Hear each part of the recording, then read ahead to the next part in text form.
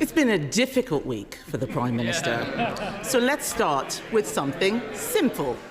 Can the Prime Minister tell the House how much his welfare bill is going to save? Prime Minister. Mr. Speaker, let me start by saying free school matters on this side of the House. Mr. Speaker, in relation to welfare, what we delivered last night was a bill which ends mandatory reassessment of those with severe disabilities. That is the right thing to do. It rebalances universal credit. That is long overdue, and it sets out a pathway to reform of PIP. Mr. Speaker, it's consistent with the principles I set out throughout. If you can work, you should work. If you need help into work, the state should provide the help. The system that they broke doesn't do so. The reformed welfare system that we're putting in place will be better for individuals, better for the taxpayer, and better for the economy. Mr. Speaker, I don't think the Prime Minister actually watched what happened in the House yesterday. His bill was completely gutted. A U-turn in the middle of the debate, removing Clause 5. Where on earth was he? The reason why he can't answer the question is because he knows it doesn't save any money. It's going to cost millions. This is the first Prime Minister in history to propose a bill to save money who ended up with a bill which costs money. So if the bill doesn't cut welfare spending, can the Prime Minister tell the House how many people it will get into work? Well, Mr. Speaker, I'm glad she asked that because it gives me the opportunity to say we've already started changing the job centres and investing in support back into work. The Trailblazer scheme, which is doing exactly what she asked me, which is getting people back into work. The bill last night will help people back into work, and of course the Timms review is ongoing. But I tell you what won't help people back into work, won't help control the costs, and that is voting to keep the broken system. And that is what they did last night. Everybody in this House accepts that the current system is broken. It invites the question, who broke it? They broke it. And last night, they voted for the status quo. The broken system is their policy. That won't help individuals, taxpayer, and it certainly won't help the economy. Mr. Speaker, I'll tell him what we did on welfare. Yes, they cannot. Why are they laughing? They don't know. My party delivered the biggest reform of welfare in government. We got record numbers of people into work, including millions of disabled people, and we cut the deficit every year until COVID. The fact is, we're not scared of doing difficult things on this side of the House.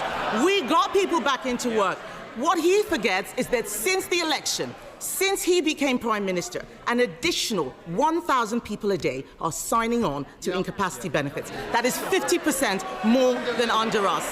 50% more than under us. Sickness benefits are set to rise to £100 billion because of their mess. They cannot now reduce it. They can't reduce it because after last night's humiliating U-turn, we know he cannot control his MPs. They're cheering now, but you signed the amendment. You signed the amendment. Over 100 people signed that reasoned amendment until the bill was completely gutted. He said that he would take the difficult decisions, but isn't the reality that he is too weak to get anything done? Mr. Speaker, I'll tell them what they did to the welfare system. They broke it. And it's the same as the NHS. What did they do? They broke it.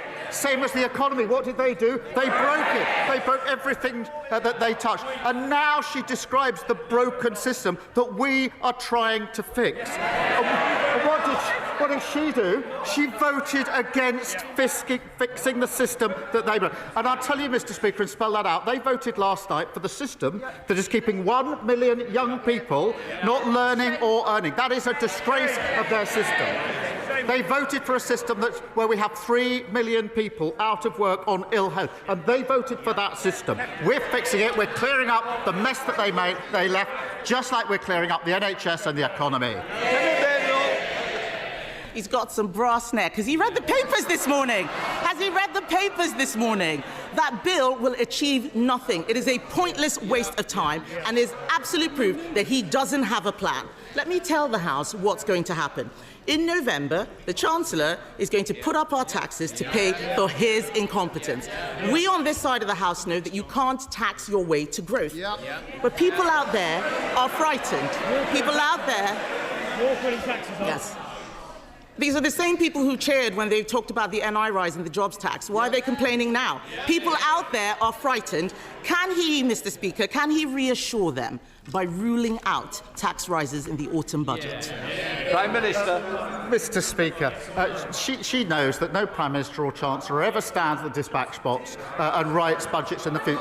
That isn't what they did, it isn't what we did, and she knows it. But she talks about growth. For 14 years, we had stagnation, and that is what caused the problems.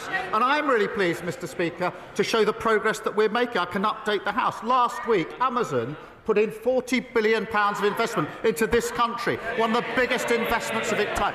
That brought the inward investment to £120 billion in the first year of this Labour government.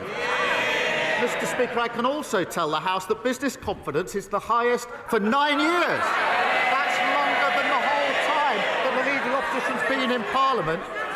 And the figures this week demonstrated and showed we had the fastest growth in the G7 in the first quarter of this year. What a difference to the mess they left. That's the difference a Labour government made. Mr. Speaker, he talks about jobs. Unemployment has risen every month since Labour took office.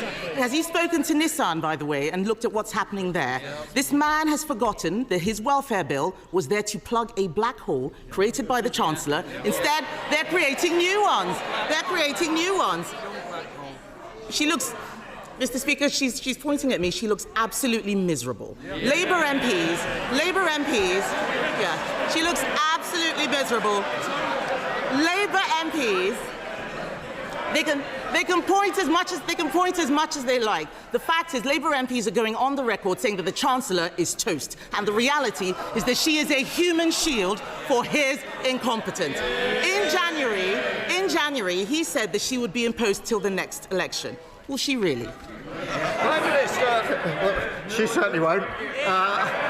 Mr. Speaker, I have to say I'm always cheered up when she asks me questions or responds to a statement, because she always makes a complete mess of it and shows just how unserious and irrelevant they are. But she talks about the black hole. They left a £22 billion black hole in our economy, and we're clearing it up. And I'm really proud, Mr. Speaker, that in the first year of a Labour government we got free school meals, breakfast clubs, childcare, got £15 billion invested in transport in the North and the Midlands.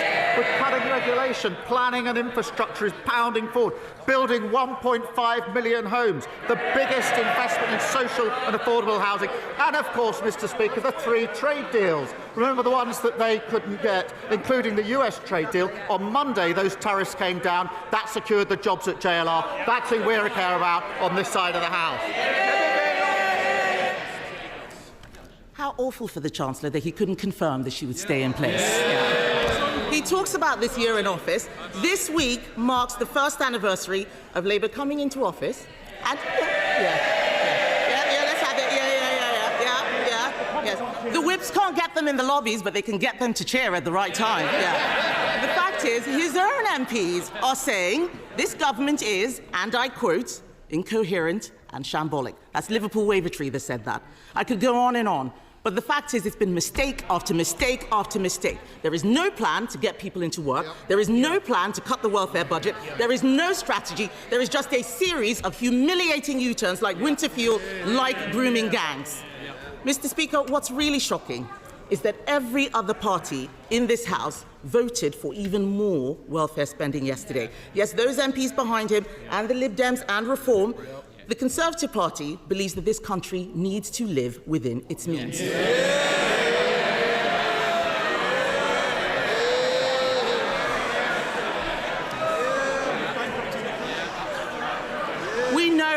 We know what we believe, Mr. Speaker, but this is a Prime Minister who has U-turned on everything he's done in office, including his own speeches, because he doesn't know what he believes. With left-wing Labour MPs now running the government, isn't it working people who will now pay the price? Mr. Speaker, this is why she always cheers me up. She talks about living within their means, having left a £22 billion black hole. Mr. Speaker, she talks about the first year. I'm really proud of our first year in government. We promised, Mr. Speaker, 2 million extra NHS appointments. We've delivered 4 million. A promise made and a promise delivered. We promised the biggest upgrade to workers' rights in a generation within the first 100 days. Promise made, promise delivered. We promised free breakfast clubs. That's a promise made and a promise delivered. Banning bonuses for water bosses who pollute our rivers. That's the mess they left. A promise made and a promise delivered. Creating GB Energy. A promise made and a promise delivered. The largest increase in defence spending since the last Labour government. A promise made and a promise delivered. And putting more money in the pockets of working people, particularly the 3 million who are the lowest paid through the national minimum wage. A promise made and a promise delivered. We're only getting started, and the Chancellor has led on all these issues, and we're grateful to her for it. Yeah!